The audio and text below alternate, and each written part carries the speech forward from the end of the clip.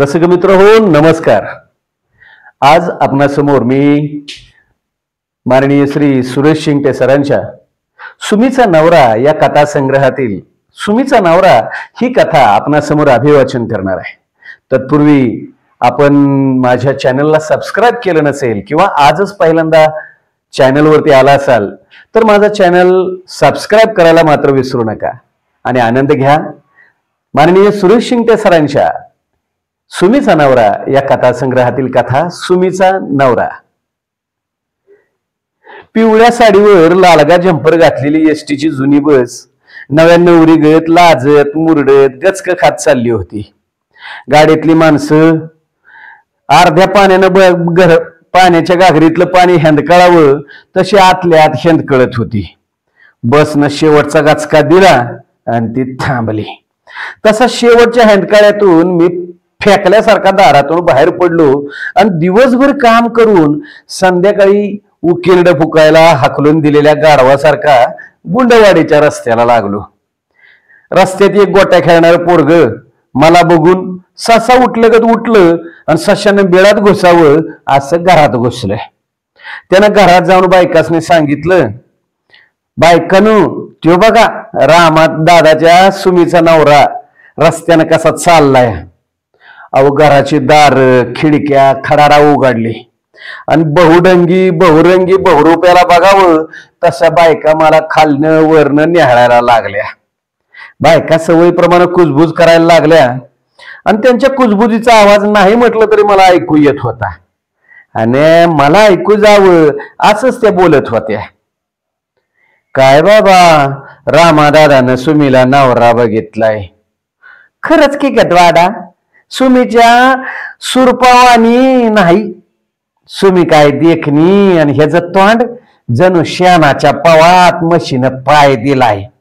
मनात म्हणलं, च्या बायली काय उपमा हुडकून काढतात या बायका. दुसऱ्याची निंदा करताना ह्यांची विद्वत्ता कुठनं एवढी पाजाळती कुणास ठाऊक. तेवढ्यात दुसरी म्हणली, काय गा नसया, पायात लांगडा आहे का काय ग? ती बघ की कसा चाललाय पोलिओ झाल्यागत. खरंच की ग, अगं बाळातपणी पोलिओ झाला असेल.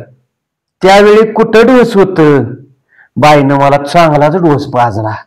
मारुतीच्या देवळापातर जास्तवर ही कुजबुज माझ्या कानावर येत होती. मी लगीन झाल्यावर पहिल्यांदाच सासरवाडीला नवी नवरी म्हणजे माझ्या सावताची बायको आणायला मुराळी म्हणून आलो होतो. आजची सासरवाडीत पूजा होती, ती पूजा उरकायची आणि उद्या नवी नवरी गावाला न्यायची. वाडीत शिरताना नंबर 1च्या गोंडांची ही पहिली सालमी मला झडली होती. अहो 5:55चं जेवण जेवताना पहिल्याच घासाला टपरून खडा लागावा तसं झालं होतं बघा. पायातल्या नव्या बुटाचं आणि मोज्याचं कौतुक तरी काय सांगावं. अहो लग्नाच्या निमित्तानं आयुष्यात पहिल्यांदा बूट घातला होता. मारुतीच्या चौकातून बायकांची शेरेबाजी ऐकत पुढे चाललो होतो. तोच घराच्या वाट्यातून एका आवाज आला, क्यों दादाजी ससुरल में आयलंय क्या? हा हॅलो, पूजा आहे ना आज सासुरवाल में? अरे आओ ना हमरे घर, चाय पी के जाओ. औरत का मुखड़ा दिखने की घाय है क्या? वैसा कुछ नहीं, पण जावं म्हटलं पटकन. आओ जाईल क्या आदमी, जायला आदमी कभी फिर वापस आयला है क्या? आओ चाय पी के जाओ. मी वाटा सोडून वर गेलो. मला जरा संशय आला, ह्यांच्या घरी मला बिनओळखीचं चहा प्यायला कसं बोलावलं. पण नंतर मला कळलं की लग्नाच्या रुखवतावर आणा घेणाऱ्या जुबेदाच्या घराचा आणि माझ्या सासुरवाडीचा बराच दिवसांचा घरोबा होता. सासुरवाडीच्या सणाच्या पोळ्या, गुळवणी, आमटी, दिवाळीचं गोडधाड त्यांना जायचं आणि ह्यांच्या ईदचा शिरखुर्मा, रोटी, बिर्याणी, खिचडा ह्यांना यायचा. अहो जबीदाच्या बाईनं अहमदनं मला बसायला टाकले. मी बसलो. घरातल्या बायका मला दाराच्या पडद्याआडनं आळीपाळीनं नंबर लावून बघायला लागल्या. त्यांची कुजबूज चालू होती. मी जरा कान दिला सोडला, क्या बाया रामादादा ने लड़का देखा है सुमी को, है? अरे भोजन के थाली के नीचे का वटका मन जैसा। मी कुपवाने औंढा गिळला, मनात म्हणलो आईला उपमा बी काय हुडकून काढत्यात बायका। एवढ्यात दुसरा आवाज आला, क्या भाई द्वारा सुमी अपनी बेगड़ा का पान जैसी और ये नवरा बिना रे का बावरा जैसा। मी आवाज येणाऱ्या दिशेनं कानात मळ काढण्याच्या निमित्तानं जरा खचून बोट घातलं। एवढ्यात बाहेरनं 10-15 वर्षाची पोरगी आली, ये मेरी बहन जबिदा। आता जबिदाच्या भावानं ओळख करून दिली। जबिदाला बघून मी दुसरा औंढा गिळला आणि म्हणलो, अहमद भाई मैं जबिदा को अच्छी तरह से पहचानता हूं। अरे हीच ती जबिदा, लग्नात रुकवतावर राणा घेणारी। आना तरी काय घेतला होता, आला आला रुकवत, आला आला रुकवत, रुकवतात होत गाडग। पाहुण्यांना म्हणावं आज खाल्लं लाडू उद्या खा माडग। अहो ह्या आण्यानं लग्नात केवढा गजब गोंधळ माजवला होता। माझी चुलती तर नामांकित पैलवानाची पुतणी असल्यामुळं आखाड्यातल्या पैलवानासारखी दंड थोपटायचंच बाकी ठेवून कासुट खाऊन भांडणाला तयार झाली होती। अहो धाराधारी मारामारी व्हायची वेळ आली होती, पण लग्नाच्या कारभारी लोकांनी मिठमाव मिठवी केली। बरं जेवणावळीत लाडू घातला असतं तर ठीक होतं। अहो ह्यांनी बारड्याच्या गव्हाची लापशी केली होती। वरपक्षाकडची मंडळी कशी गप बसती याला, माणसं काही ऐकून घ्यायला काही लग्नात तयार आली होती का? अशा ह्या आण्यावाल्या आणि माडगवाल्या जबिद्याला मी कसा विसरीन। अहमदनं आता विचारलंय, मा चाय हुई क्या गे? अरे बकराने सुबह दूधच नाही दिया, आतून आवाज आला। पुन्हा अहमद म्हणाला, मां लोटा भेज दे बार, मैं अभी दूध निकालता हूं। जबिदानं लोटा आणला आणि अहमद दूध काढायला बसला। अहो रवंत करणाऱ्या शिर्डीच्या पेकाटात त्यानं हाताचा फटकारा मारला, तशी शिर्डी ताटकुनी उठली। तिनं 2-3 ठिकाणी वाकून आळोखा पिळाका दिला आणि शिर्डी गप उभी राहिली। अहमदनं सडावरनं पाणी मारलं आणि दूध काढाय सुरुवात करणार। एवढ्यात शिर्डीनं जी मागल्या पायाची बॅट जी फिरावली, अहो तिनं अहमदच्या डोक्यावरच शिक्षर ठोकला। तांब्या बेताडावर जाऊन आदळला। मनात म्हटलं जातीला क्रिकेट कळतंय वाटतं, बहुतेक क्रिकेटच्या मैदानावर पोरांचा खेळ बघत बघतच सरत असावी। अहमदला शिर्डीचा राग आला, पण माझ्या देखत तमाशा नको म्हणून तो गप बसला। त्यानं शिर्डीचा पाय धरायला जबिदाला बोलावलं। जबिदानं मागलं पाय धरलं, पायाच्या शिरातनं रग लागतात शिर्डी कमरत वाकली आणि तिनं जबिदाच्या तोंडावरनं खाली लेंड्याची सुकी रांगोळी टाकली। अगोदर तिनं वली रांगोळी टाकून जमीन वालावलीच होती, तरी सुद्धा जबिदानं शिर्डीचं पाय सोडलं नाहीत। अहमदनं मग काय कना कना कना सडा पिळून तांब्यावर दूध काढले। जबिदानं शिर्डीचं पाय सोडलं।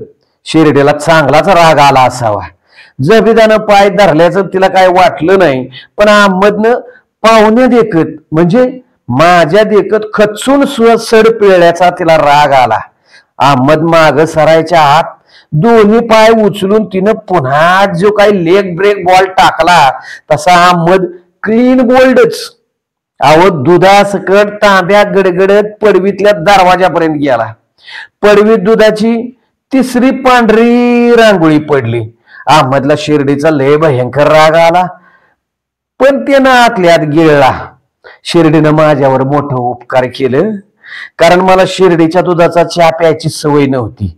अहो नाहीतर काय, चहा प्यायला शिर्डीच्या दुधाचा तर रातभर नुसत्या वांत्याच झाल्या असत्या। अहमद बिन दुधाचा चहा आणायला म्हणून आत गेला आणि त्यो बी बायकांच्या बोलण्यात सामील झाला। मा तुम्हारी सुमाई बेगड़ा का पान है तो दूल्हा भी कुछ कम नहीं है। अपनी पूरी वाड़ी में इनके इतना शिकेला लड़का कोई नहीं है। इनका रेडियो पर भाषण आता है, इधर उधर अखबार में किताबों में लिखते है। रामा दादा क्या मूर्ख आदमी है क्या? अपनी खूबसूरत लड़की ऐसे ही फूंक देने के लिए? है क्या मालूम तुझे? अरे गधे को गुल की चव क्या? अहो अहमदच्या या बोलण्यानं पायात असणारा काठा निघाल्यावर बरं वाटावं तसं मला बरं वाटलं. तो चहा घेऊन मी पवडीत आलो तसा तो मला म्हणला, दाजी पहिल्यांदाच घरी आलात पण बिना दुधाचा चहा प्यावा लागतोय तुम्हाला. बकरीने दुधाचा तमाशा कसा केला हे तुम्ही पाहिलंच असेल. मी जरा चाकत माकतच चहा पित होतो तेवढ्यात अहमद म्हणला, क्या बे दाजी काय हवं नको ते मागून चाय चांगली नाही वाटत. नाही वैसा तो चाय चांगलीच आहे. चहाचा स्वतःचा एक गुटखा घेऊन अहमदने घेतला तसा तो म्हणला, तू तेरी माँ, अरे क्या चाय बनाई है तूने गधे के पेशाब जैसी. अबे वो जबीदा भूज को जाकर बाजार से लाई हुई बटर दो दाजी को. मग चहाला गाढवाचा मूत म्हणला. बटराला आणखीन तसलं काय म्हणाला हे ऐकायला नको म्हणून कपातला सगळा चहा मी एका गोठात संपवला. घासा चांगला शेकून घेतला. चहाची कप बशी खाली ठेवत मी आपलं म्हणलं, बरं निघतो मी आता असं म्हणत उठलो रस्त्याला लागलो. अहमदचा आवाज मागणारा, दाजी आते जाते रहो हमारे घर में, आपने भी ससुरे का घर समझ कर, अगली बार नुसते दूध का चाय पिलाऊंगा. हे ऐकून त्या बकरीनं हसावं तसा मी चेहरा करून एरंडेल तेल प्यायल्यागतच हसलो बघा. खाली बघून रस्ता चालायला लागलो. सासरवाडीच्या घरापुढनं कासर 2 कासऱ्यावर वाडा वाहत होता. सासरवाडीच्या अंगणात त्याच्या पायऱ्या चढत असतानाच मला बघून वड्यात धुणाऱ्या बायका म्हणजे पुरींचा गोळका हो टावकारला. त्यातली एक जण म्हणली, अगं रखमिनी ते बघ सुमीचा. त्याने आपलं धुणं धुवायचं सोडून माझं धुणं धुवायला घेतलं. असती काय काय ना सवय, त्याला आपण तरी काय करायचं. मी कानावर हात ठेवून अंगणाच्या पायऱ्यात चढत गेलो. दारात उंबऱ्यालाच आरसा टिकून मिवणी येणीफणी करत होते. मला बघून बत्ताशी एवढं तोंड करून चांदवडी रुपया खळाळ्यागत हसली आणि मला म्हणली, आला वय दाजी, नाही करमत आत्ताशिवाय 4-2 दिवस. अगं तुझं लगीन झाल्यावर कळेल की तुला असं असतं करमायचं न करमायचं ती. मी म्हणलो. मिवणीनं वल्लीवरची वाकाळा बसायला टाकली. दाजीची चेष्टा करत ती म्हणली, बास बाकी मिवणी एखादं लुगडं टाकत बसायला. अहो ही ऐकून पडवीत पोळ्या करणाऱ्या बायका दूध उतू गेल्यागत फासा हसल्या. मी बसतोय तोच माझ्या स्वतःची स्वागताची तयारी चालू झाली. उन्हाळ्याचे दिवस. नक्षीदार काचेच्या प्याल्यात सरबत आला. एक गोट घेतला आणि कुणीतरी म्हणले, तुझ्या सासऱ्याची केळीची लिंबाची मोठी बाग आहे असं सांगितल्याचं मला आठवलं. थोडी साखर थोडं पाणी त्यात होतं म्हणून त्याला सरबत म्हणायचा, नाहीतर लिंबाचा रसच. अहो पोळ्या करत असणाऱ्या एका बाईचं 4-5 वर्षाचं पोरग माझ्याजवळ आलं आणि माझ्या हातून ग्लास शिसकावून घेत गटा ते सरबत पिऊ लागलं. मी तोंडात मारल्यागतच गप बसलो. त्या पोराच्या आईनं बघितलं आणि म्हणली, नालायक कार्ट, तुला काय कळतं का म्हणून सानकन पोराच्या पाठीत रापाटा हाणला. पोरानं जेवढा सरबत प्याला होता ना तेवढा सरबत चढीतनं खाली सांडला. पोरग जोरानं केकटायला लागलं. थोड्या वेळानं माझ्यासाठी तांब्याभर सरबत आला. पोळ्या करणाऱ्या बायकांच्या गलबत्याचा मला त्रास होऊ नये म्हणून माझी व्यवस्था शेजारच्या खोलीत करण्यात आली होती. आता ती खोली सासऱ्यांचीच, पण एक चित्रविचित्र जोडप्याला त्यांनी भाड्यानं दिली होती. केव्हाशी आलं पाहुणं? जोडप्यातल्या खोलीच्या मालकिनीनं मला विचारलं. हे काय आत्ताच आलो.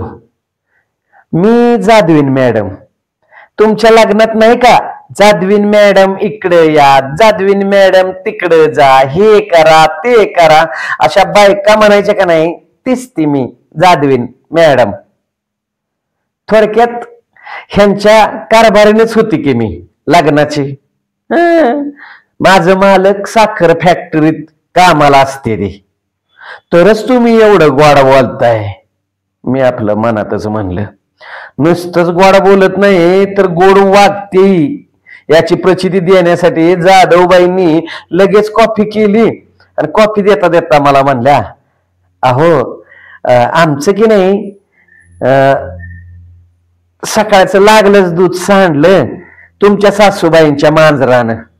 मनात म्हणलं, आज सासरवाडीत दूध सांडायचा दिवस आहे का काय कोणास ठाऊक. जाधवीनबाईंनी मला कॉफी दिली. कॉफी देत म्हणल्या, कॉफी करण्यात आपला कोणी हात धरणार नाही बरं का पाहुणे. कशी झाली कॉफी? अगदी बनाट. अहो इतकी सुंदर कॉफी मला कळतंय असं मी पहिल्यांदाच घेतो या. अहो कॉफीला नाव वाजल्याशिवाय मला गत्यंतरच नव्हतंय. आणि हे पहा, काही संकोच बाळगू नका, मला चुलत सासूच समजा की हो तुमची. अहो काय हवं नको ते मागून घ्या. मी आता थोडी मदत करायला जाते पलीकडे. सुटलो एकदाचा असं म्हणून मी सुस्कारा टाकला. सुस्कारा पुरा होतोय ना होतोय, तोच भरल्या पिकात गुरांचा खांडवा घोसावा तसा पुरींचा एक कळप माझ्या खोलीत घोसला. आणि लगेच त्यातली म्हणले, दाजी कवाशी आला, दाजी कवाशी आला. अहो आत्ताच आलो, 5-25 मिनिटं झाले असतील. तेवढ्यात एक जण म्हणली, दाजी नाव घ्या की एक आण्याव. अहो मी नकार देत होतो पण पुरींचा आग्रह वाढतच होता. मग मी लग्नाआधी पाठ केलेल्या आयत्या वेळी उपयोगी येणाऱ्या एका आण्यावर नाव घेतलं. ऐका बर का, खळ केलं टेकाव, खळ केलं टेकाव वाऱ्याच्या झोकाव, आणि टिंबचं नाव घेतो मेवण्यांच्या नाकाव. अहो नाव ऐकून पुरी फिदी हसत बाहेर पडल्या आणि दरवाजाजवळ उभ्या राहिल्या. त्यातली एक चाणाक्ष पोरगी म्हणली, हा ग द्वाडानू, काय दातार काढताय बोंगाड्यावानी, दाजीनं अक्काचं नाव घेतलं का? नुसतंच म्हणलं टिंब टिंब टिंब. तेव्हा सगळ्यांच्या लक्षात आलं मी टिंब घालून पाठ केलेला आणा तसाच घेतला. मग पुन्हा त्या माघारी आल्या आणि आण्यात माझ्या बायकोचं नाव घालून आण्याव घ्यायला लावला. सगळ्या पुरे बाहेर गेल्या आणि दरवाजाजवळ चर्चा करू लागल्या. त्यातली एक जण म्हणली, हा वै अक्काचा नवरा लग्नात बरा दिसत होता पण आता लयच काळा वाटतोय. आपली सुमक्का किती गोरी पान. अहो सारखीच कानात बोट घालणं योग्य नव्हतं म्हणून जीवावर दोंडा ठेवून मला ऐकावं लागलं बर का. काय करतो का उद्योगधंदा?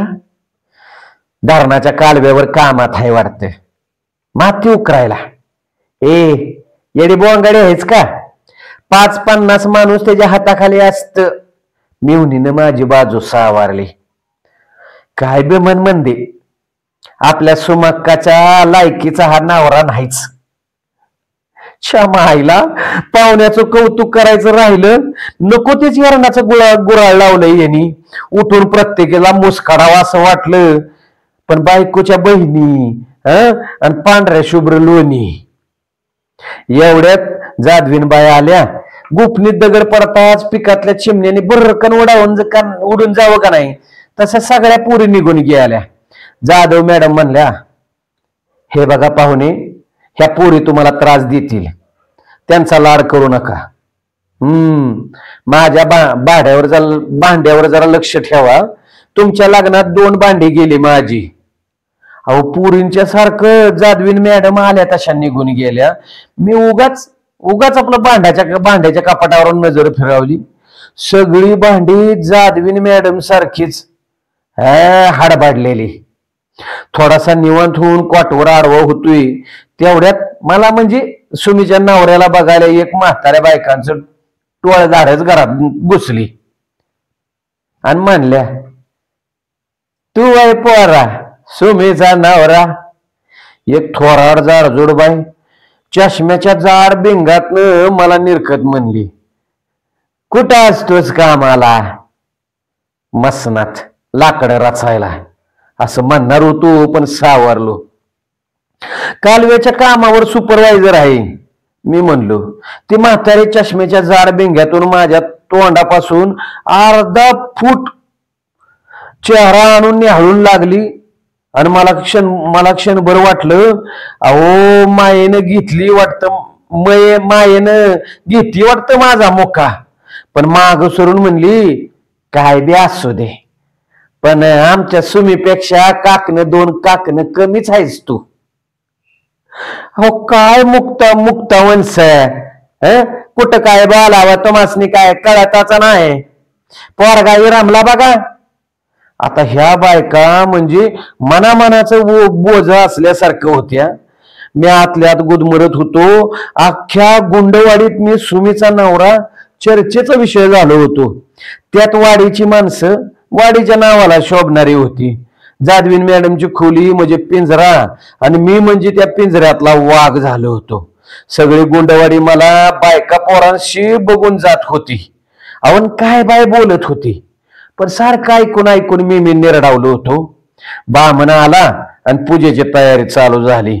मला सासऱ्यानं नव कोरद त्याचं द्वातार कोणीतरी सासऱ्याचं नेसावलं.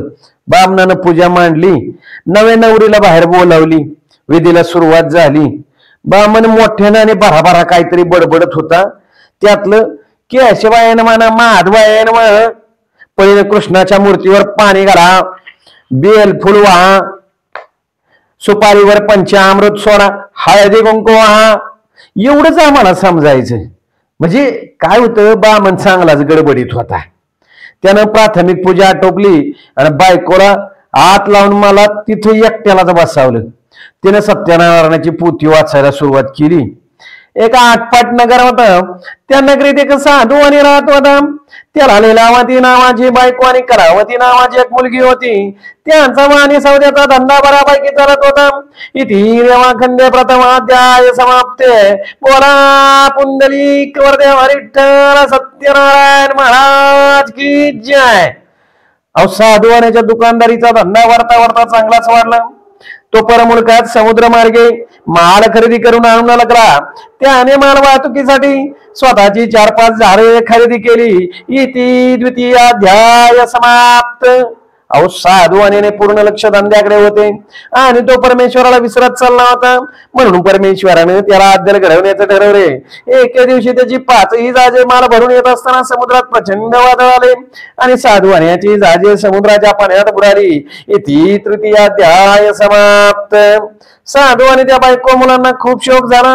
कुणीतरी ब्राह्मण पंडिताने साधू आणि कन्येला करावतीला सांगितले, हे बघा मुली, तुम्ही सर्व परमेश्वराला विसरला आहात, तेव्हा सत्यनारायणाची पूजा महापूजा करा, म्हणजे पूर्ववत वैभव तुम्हाला प्राप्त होईल. करावती म्हणाली, महाराज आपण सांगाल ते मी करीन. मग ऐका मुली, सव्वा चिपट, सव्वा मापट, सव्वा दिली, सव्वा पाहिली, सव्वा मन, सव्वा टन. तुला शक्य असेल तेवढं गहू घे. ते बरण, त्यात साखर तूप नसेल तर तेल, साखर नसेल तर गुळ टाकून त्याचा प्रसाद तयार कर आणि सत्यनारायणाची पूजा बांधून तो प्रसाद सर्वांना वाट. ब्राह्मणाला यथा योग्य दक्षिणा दे. तुझे कल्याण होईल, तुझ्या घराला पूर्वीचे वैभव प्राप्त होईल. इथे चतुर्थाध्याय. बोला पुंडली. ब्राह्मण साधू पुरुषाने सांगितल्याप्रमाणे करावती सत्यनारायणाची पूजा केली. आणि काय आश्चर्य सांगावे, साधू याची समुद्रात बुडालेली 5ही जहाजे आपोआप पाण्याने वर आली आणि तरंगत किनाऱ्यावर आली. त्यातला माल थोडा सुद्धा भिजला नाही. ती 7 उत्तरी कहाणी 5 उत्तर सफळ संपूर्ण. इथे 5वा अध्याय समाप्त. बोला बुक्का लावा, प्रसाद पंचामृत बाहेर आणा. नवऱ्या मुलीला थोडा वेळ बाहेर बोलवा. बामणानंतर थोडी उत्तर पूजा केली. बायको पैठणीत अगदी खोलूनच दिसत होती. बामणानं पुन्हा मानवाय नमः, केशवाय नमः, नारायण चालू केलं. मी आपलं वाटच बघत होतो की बामण आता म्हणेल, मग म्हणेल नवरा नवरीनं हाताला हात लावा, कारण देवा ब्राह्मणाच्या साक्षीनं माझं तो बायकोला पहिला स्पर्श होणार होता. पण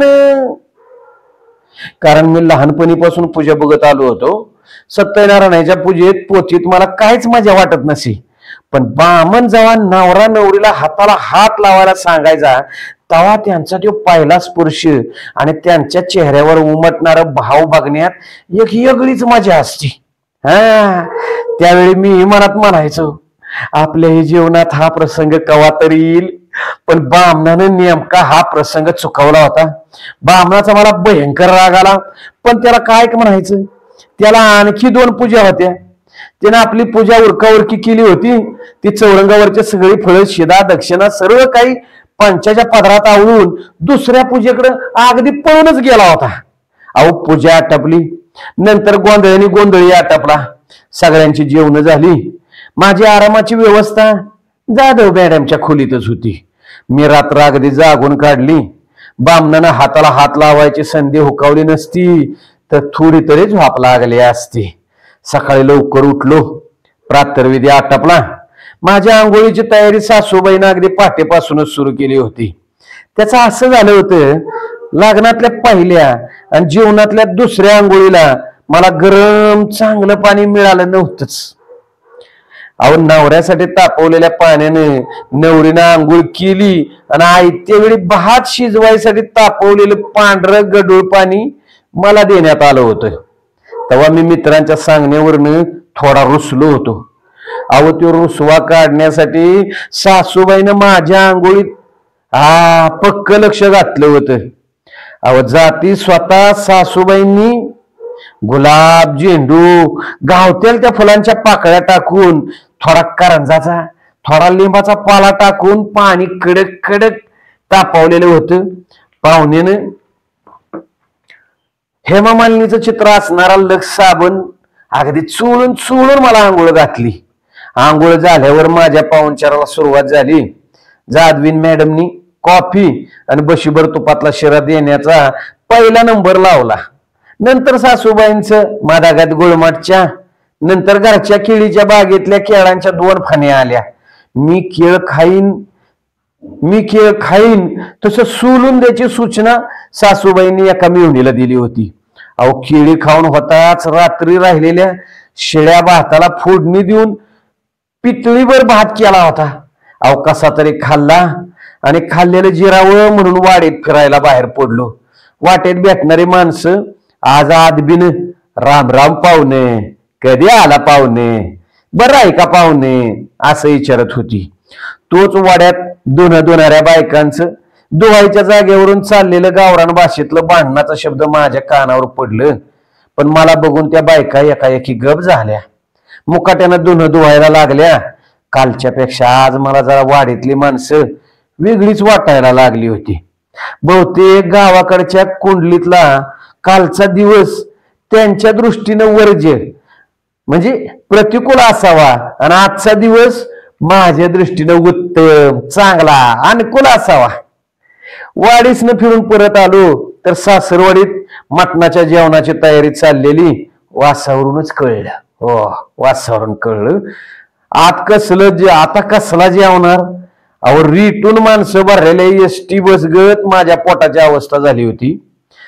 स्वयंपाक घरात आल्याबरोबर सगळ्यांच्या आग्रहा खातर 5-6 मटणाचा खड आणि कोरभर भाकरी खाल्ली आणि पडवीला येऊन बसलो. एवढ्यात चुलत सासरा आलं आणि म्हणलं जावाय जेवाय चला, चला चला चला जेवाय चला. सासरा असं म्हणताच अहो पहिलं कपाळावर हात मारला आणि हातासरशी तोंड पुसून पोंडावरचा घाम पुसून काढला. अहो अन्न आपलं नसलं तरी पोट आपलं होतं ना. पोटाचा फुगा किती फुगवावा ह्याला बी काहीतरी मर्यादा होत्या.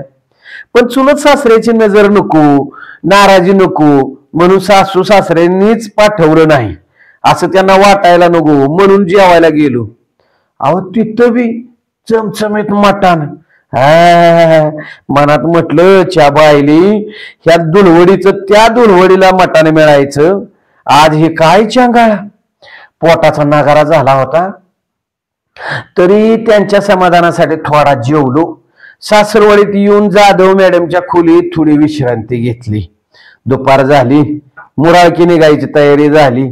बुत्तीचं टोपली बांधली. बायकोला निरोप द्यायला सगळी बावकी आता आळी सगळी गोळा झाली होती. सुमीच्या मैत्रिणी कुचक्या डोळ्यानं नासक पाणी आणून रडायचं नाटक करत होत्या. अहो पंतप्रधान, मुख्यमंत्री परदेशी दौऱ्यावर निघाल्यावर इतर मंत्री ओळीने उभं राहून त्यांना कसा निरोप देतात, शुभेच्छा देतात, तशा वाड्यातल्या बायका सुमीला निरोप द्यायला रांगत उभ्या होत्या. सुमी प्रत्येकीच्या गळ्यात पडून रडत होती. बायका तिची समजूत काढताना रडत रडत म्हणत होत्या, नको रडूस सुमे, रडू नको. अगं पदरी पडलं, पवित्र झालं, हो पुढं हो. मग सुमी दुसऱ्याच्या गळ्यात पडायची. मग ती म्हणायची, अगं नको रडू सुमे, अगं देव बी काळा होत, राम काळ होत, कृष्ण काळ होत, विठ्ठल विठ्ठल काळा कशाला वाईट वाटून घेतीस, रडू नकोस. आईला ह्या बायका निरोपाचं रडत्यात का माझ्या मैतीचं रडत्यात हीच मला कळना. त्यातनं एक कारभारी म्हणला, आवा बायकानो, बाद झालं पागुळ, सोडा तिला. तेव्हा बायका रडायच्या थांबल्या. बुत्तीची गटुळी बारकी पोरं डोक्यावर घेऊन स्टॉपवर पोचली. मला पुढे जायचं फरमान मिळालं. मी रस्त्याने चालू लागलो. माझ्या मागनं नवी नवरी, तिच्या माग घालवायला आलेल्या बायका माणसं, रस्त्यात जागोजागी सुमीचा नवरा बघाय माणसं थांबलेली. दबक्या आवाजात काय बाय बोलत होती. एका पोकत्या बाईचं बोलणं माझ्या कानावर पडलंच. बघा समीचा नवरा लांगडा तर नाही ग, बक्की कसा कोलपत चाललाय. अहो चहू बाजूने अंगाला अंगी मावाच्या माशा उसळव्या तसा शब्द जोमला. मी आपला नव्या बुटानं आलेल्या फोडांना पोटच्या पोरागत जपावं त्यामुळे चालत होतो. अहो मिलिटरी त्या फौजीगत चालण्याचा प्रयत्न करत होतो. आम्हा सगळ्यांचं लाटांबर स्टॉपवर पोचलं. नवी घट्ट पाडलेली फेराची एसटी बस वेळेतच आली. सगळ्यांनी हात केलं, बिचारे थांबली. हो थांबली. बुत्तीची टोपली पोराने वर चढवली, शिटाखाली ठेवली. बस रिकामीच होती. 2 शिटाच बाकडं बसायला मी निवडलं. बायकोला खिडकीच्या बाजूला बसवलं आणि मी शेजारी बसलो. हात बाहेर काढून आम्ही दोघांनी सगळ्यांना निरोप दिला. हो निरोप घेताच कंडक्टरनं जी डबल बिल मारली. गाडी चालू झाली. बामण्यानं पूजेच्या वेळी काल चूक केली होती. ती पहिल्यांदा मी दुरुस्त करायचं ठरवलं. आणि मग बायकोचा नाजूक मऊ गोरापण हातात घेतला. बायकोनही कुणाचाच विचार न करता हलकच माझ्या खांद्यावर मान टाकली.